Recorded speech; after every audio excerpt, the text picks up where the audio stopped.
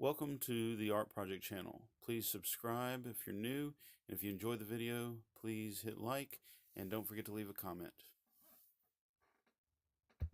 I am doing a challenge I received from a friend on Facebook to do a watercolor painting of Einstein the Rooster. I'm excited about this painting. Please stick around and watch all three parts of the video. The part where I do the pen and ink, the background wash, and the coloring in. Please feel free to comment on your thoughts on my painting. If you like it, please remember to hit the like button. If you have a challenge, leave it in the comments below. First of all, I drew this in pencil. Then I used black speedball ink and a dip pen to do the lines and the hatching, cross hatching. And I did a wash for the background, and all of the color is in watercolor. Please continue to watch to the very end. Close to the very end, I have a special announcement that you won't want to miss.